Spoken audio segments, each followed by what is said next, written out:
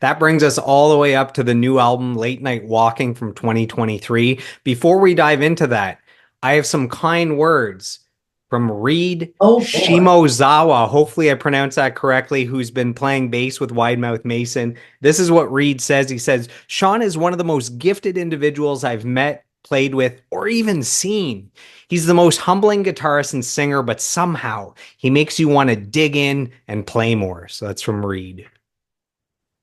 I love that the beyond people saying nice things that it's all about he's inspiring me or pushing me to play more. That's what I want on my gravestone, I think. He made me want to play more music. I love that. Thanks, Reed. So with this new album, Late Night Walking, there's three singles: You Pushed Me, My Own Mistakes, Other Side of Tonight. Man, it must have felt good after the insanity of the pandemic to get back at it with this album and get out there. I listened to the entire Wide Mouth Mason discography several times with a good pair of studio headphones. I listened to this album many times. Am I crazy, or is this one of the band's best albums? We're unreliable narrators in that sense, and that I think every band, when they're working on something, feels like this is the best thing we've ever done. But we we accept the words of our friends who've known us for a long time, and all of them were like, "This is something completely different. Like your band isn't done yet, I don't think, because where did these songs come from, and where did this? There's a lyrical prowess that is different, and there's a musicianship that's different, and this was a really fun one because we once again tracked just Sap and I at Ryan's place, but he had moved from East Vancouver to a log cabin complex paradise overlooking the ocean on a mountain on Main Island off the coast here. And we went and lived at his place and the thing we stumbled on was go there for like 3, 4 days, do a bunch of recording, and then go on the road, leave and go play, and don't think about what you did, don't listen to what you did, and come back 2 weeks later and pull the tracks up and listen to them, and then see what you have there. So we did that a few times, and then went, let's send these tracks to Gordy to play on at his studio outside Austin, but let's not give him any notes. Let's not tell him, hey, I'm kind of hearing this on this one. Let's make this like a film camera that you send the film in to get developed, and you don't know what you're going to get until it shows up in that envelope after. So we sent him all the tunes, and our inbox steadily started filling up with things that he'd added to it. And it was like, is that a fretless? Are you playing harmonics there? Or, hey, I thought this part just stuck on the one, but you added a move there that wasn't there. That's interesting. So he and Ryan started messaging each other back and forth, nerding out about engineering stuff and producing stuff and mastering stuff.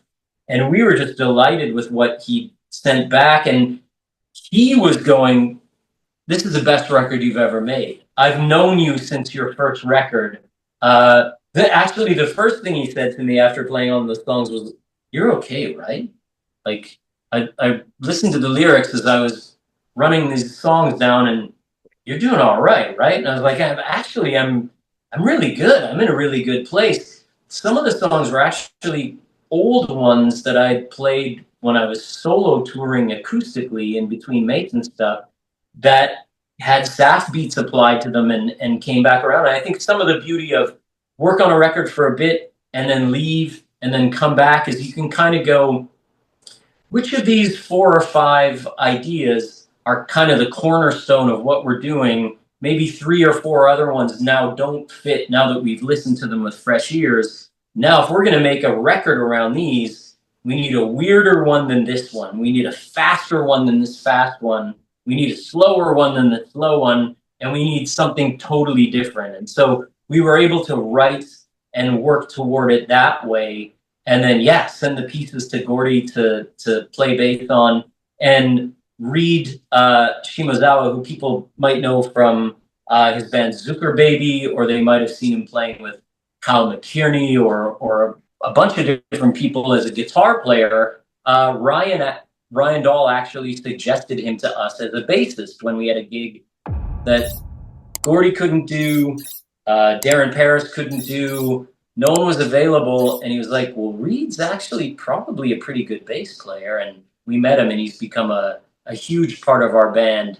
And nails that thing, you know, nails it on stage, looks cool as hell, plays beautifully, has killer gear, and then is the funniest, sweetest, you know, helpful, thoughtful, cool guy off stage. So yeah, you do this long enough, and you're like, I don't want to be around any douchebags. There's enough of them in the biz. There's enough of them in the world. And as I alluded to, after you know working at the guitar component company for 6 years or so, I made a move and started working at a tech company that actually works with promoters and festivals and artist managers and helps them centralize a bunch of data from a bunch of different places and actually have them, rather than third parties like social media or those things, own their direct connection with their fans. So it's something I'm really passionate about. And it turns out I'm crushing it and got promoted, and I'm having a great time helping the music festivals that we play. And in fact, many of the ones we play at, I end up working with in this way. But all that is to say, Staff and I got to a place where we both can support our lives and our families really well without the band even existing. So there isn't the pressure on the band for us to pay our mortgages. We don't have to go, let's go on tour again because bills are going to come in this month too. We did an electric tour, let's do an acoustic tour. So we were able to say no to stuff we didn't want to do, prioritize times where we wanted to be with our families, make exactly the records we want to make when we want to make them, and hire people to work on them with us and to collaborate on putting them out and all that stuff. So we're in a beautiful position now of having complete control over it. After I Want to Go With You in the pandemic and all that stuff, before the pandemic, most of the shows we had done had been festivals where it's like, we're not really sure what our market value on drawing on our own is. We've done a lot of big and wide tours, a lot of festivals where it's us and 4 or 5 other bands. But we had, and so we were, when Late Night Walking was about to come out, we were like, let's book not a 9-week tour across the country, because our fans are mostly our age and are like, yes, it's great in the Friday wherever you are, but the Sunday, Monday, Tuesday gigs in probably a club at 10 at night, it's harder for our fans to get to. So we were like, let's do it like adults and just go to a region and play 5, 6, 7, 8 shows there, or 3 shows there, and then fly home. And then go to Alberta and do that. And then go to Saskatchewan and do that. And let's just see, there'll be us headlining. Let's see what the response is. Maybe it will be, all right, it was really fun to be a popular band and have people come to your shows. That era is over. And if that era was over, I would still play as much music every day that I do. It's still my yoga mat. It's still where I go to. I still do it for hours. But we were like, let's just see. And to our surprise and delight, it was gangbusters. And it was not just fans who, part of what played to our strengths was a lot of the places we played we hadn't been to in 3 or 4 years, or even before the pandemic. So there were people who were excited to see it because we weren't there every 6 months like we had to have been when all we did was tour mostly in Canada to make a living. But we started hanging out after the show. We don't do any paid meet and greets and any of that stuff. We just come hang out with people after the show. And the number of people who were coming up, again, like I said at the beginning, that were like, your music has been part of my life for 25 years. You know, we met at your show and we're all friends now. You invited us into a sound check when we showed up at the venue and didn't know it wasn't all ages. And you snuck us in during the sound check and let us watch and were nice to us. Then we're here now and we have kids and we brought them with us and we've loved your band this whole time. And it turns out a bunch of other people remembered too, coupled with, like I said, people coming and going, I didn't know your band had songs. I just knew you were that lap steel guy with the three slides whose videos I watch who can play Hot for Teacher on lap steel. Like that's the only thing I knew about you. And now man, I like your band. I didn't know you sang. I like how you sing. So we've been so fortunate to get to this position through things falling, the bottom falling out of the music business, or and please don't, I know you're airing this whole thing. I don't want this part to be taken out of context because I respect the hustle and I know that we came up in a different music business than everyone else. But I think it would sour it for me if I felt like I had to constantly be doing content for content's sake. If we had to sell meet and greets and Patreons for me to share music because there was no other way for us to make a living as musicians. And no hate or disrespect for people who rightly understand that that's what you have to do if you're mostly just playing music, especially in one territory.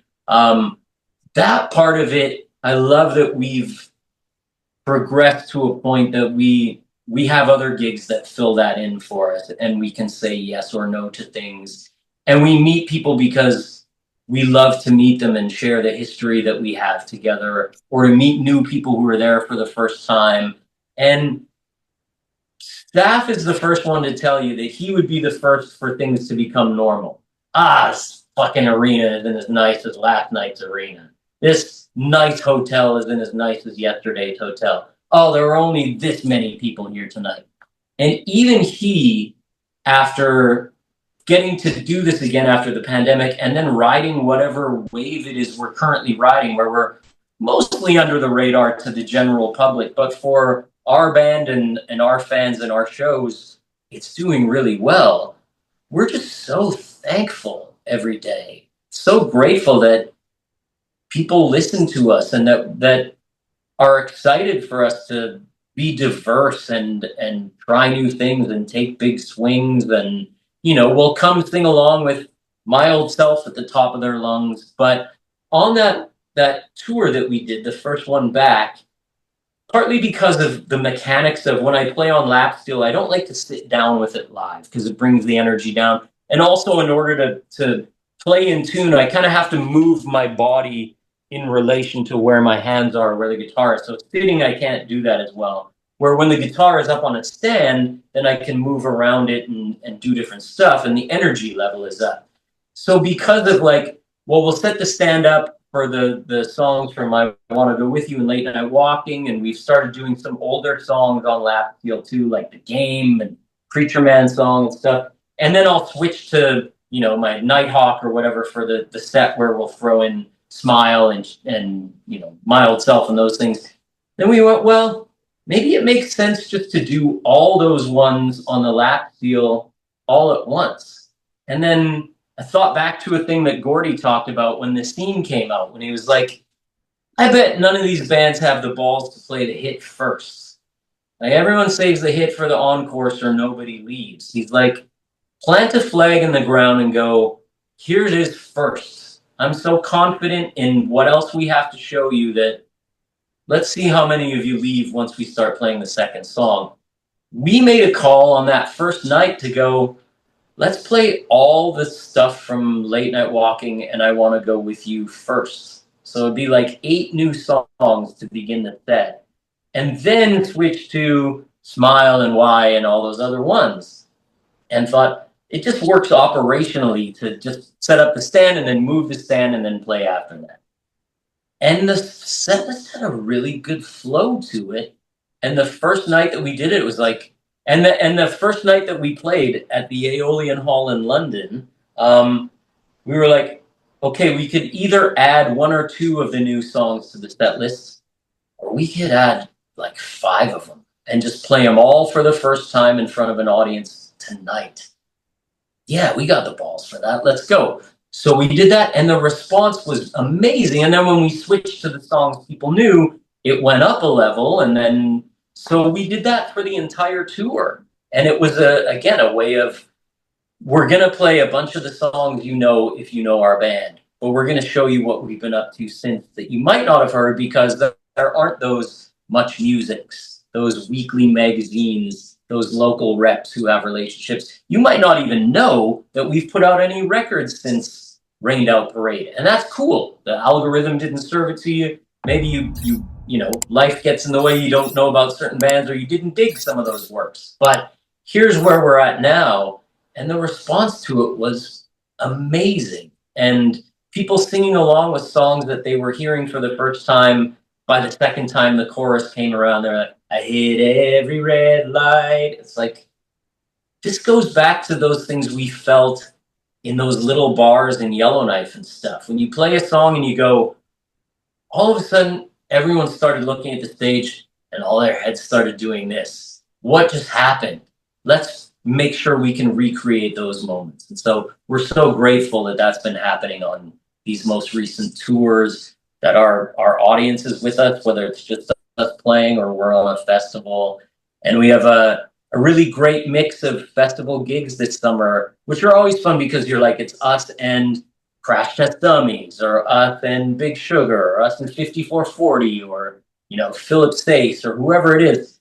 People that we know and we like hanging out with, that we get to hang out with and share an audience with, is beautiful. So I want to mention those upcoming gigs, but before I do that, I enjoyed Late Night Walking, the newest album, so much. I have a ton of notes. I feel like it deserves to get this recognition. So I'm going to rapid fire through my notes. It won't even be questions, it'll just be statements, and then we'll just Okay. mention the live shows that are coming up. So listening to All Late right. Night Walking, just some notes that I want you to absorb here. So I found it was such a pleasant listen sonically. So I have a background in audio engineering. So having the good headphones on, it sounds incredible sonically. It's very warm. It's a very warm sounding album. The low end on this album in the bass and the guitar is so thick and crunchy. So it's something between the instruments, the equipment, the performance, the mixing, the editing, the mastering, all that stuff. Whatever you did, there's just such warmth to it. It's a pleasurable listening experience. So take that for whatever you want to take that for. Oh, how I'll take it, Joel, is that's all Ryan Dahl. Not only him engineering it and having accumulated and exhibited his mastery over the gear he has, but also the way he's curated that gear at his place on Main Island. It'll be like, let me put my drink down on. Is this a side table? No, it's two Marshall plexi heads stacked on top of each other. It's like everything was like this tremolo. Here's a Marshall head that Hendrix played through when he toured Canada. He has such inspiring gear, and it was such an inspiring place to be. But he's spent so many years now producing records, engineering records, mastering records, mixing records, that he really brought that awareness to it and that sonic sculpting of it. And then he and Gordy just loved. I couldn't believe they'd only sort of met each other before, because they had so much in common and just nerded out on the sound part of it and enjoyed that. So thank you for recognizing and noticing that part of it, and props to Ryan. That was his expertise at work. A few more things. I don't think your vocals have ever sounded better than this album, especially songs like Habitual, the low register in the verses. Man, your voice is the chef's kiss. A Thank few more you. things. The album is kind of badass. There's like a badassness to it. Take that for however you want to take it. The songs Cold Tea and Raw Deal have amazing, unique guitar solos, and the two solos are very different from each other. So the point I'm making is that I think you're still getting better as a guitarist, which goes back to you saying you've been practicing hours every night forever, essentially. The song You Pushed Me, I find that the line, the I didn't fall out of love, you pushed me, is such a clever phrase. Uh, Yeah. yeah, Man, I long. had to Google that one after it popped in my head. I was like, surely somebody has used this. You stumble on those ones sometimes where it's like Paul McCartney singing Yesterday to everybody, going, when it was just called Scrambled Eggs, like, this melody, did I steal this from somewhere? That line to me, or the one in Habitual of um we spin around. Oh, now I've lost it in my brain. We're always spinning around. We just get used to it. Like the world's always turning, but you're just not aware of it. Like there are those ones that, as a writer, again, to go back to that, what you do, with your pen or with your guitar can delight you on the same level as hitting a moment with the band in front of a bunch of people. And grateful for when those moments happen, and grateful they connected with you. And wasn't there another lyric similar to that? Something like the sun is always there, but we just turn away. There was another lyric Yeah, somewhere. the sun never goes down. We turn away from it. We're always spinning around. We just get used to it. Yeah, I was stayed up a bit late that night after writing that one, just buzzing. And I love that you can still do that. You can still, and a thing I tell a lot of young writers is, you think at a certain point it just becomes easier. You have a method that you always go to.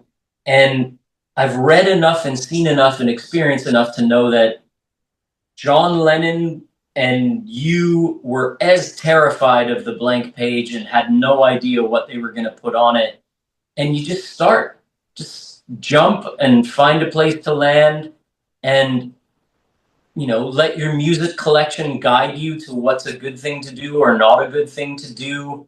Free associate and just riff and be in a room where you can make any noise and none of them are wrong, and you can just play, like capital P, play and fuck around. And like my guitar on my bed when I had the flu that day, like just hit the thing and see what happens. There isn't a Mel Bay book that teaches you how to do what Tom Morello does, like find little pockets in it that are exciting to you and see if you can turn them into something. It never stops and it never becomes easy, but you don't want it to become easy. And these moments will happen where it's like struggle with this line, struggle with this line, and then one that you're like, oh, that's a really good line, as a scatter my ashes in a hotel room. I'm still proud of that one almost 30 years later. I hadn't heard anyone say it. It's a good image. It's like a little movie. You can see it happening. It's like in a few words told a bunch of story. I love that I got to be the one that found that one. I have another one you should be proud of, and this kind of goes to the play around and try different things. In the song "Long Distance Love," is being able to pull off singing the word "impenetrable," which I have trouble just saying. Is that the equivalent of getting a double word score in Scrabble? I think it might be. There are the weird words that you either try and work things into a song just for the sake of working them in, but it captured it. I kick And you say it myself more than every time. once, so you get Yeah, extra you're points. impenetrable to me. You're impenetrable to me. The rhythm of it is really pleasurable to sing over and over again. That's another one that was a much older song that I had played acoustically years before, and actually had worked on when I was traveling on a train going across the country. The Canadian Pacific does the holiday train food bank drive, and I made a record on the train as it was traveling, and played that song. And when we re-recorded it, I love the sack beat on it. I love the performance, and like you said, the tones. I think I played Ryan's 1958 or 59 Stratocaster on that song. Like musically and tonally, it was happening. But I blew the punch. I only realized when I listened to the original version of it at the very end of the song originally, after, because the idea is the person you love is gone. They're always gone, and they're on adventures on the road, and you're at home, and you're just like a person down. And I wrote it. I'd gone on tour and played in Greece, and my wife was at home going, "Yeah, just looking after the baby. What did you do today?" "I swam in the Aegean Sea and I did all this stuff. I'll be home in a few days and we'll do this." But I had the idea for the song that she was like, "It's funny. I turned on the TV and I think it was Shirley Valentine or something that's set in Greece was on TV." And it was like, well, what if there's a device in it where every time she turns on the TV, there's, the Guns of Navarone, or there's another movie about Greece in there.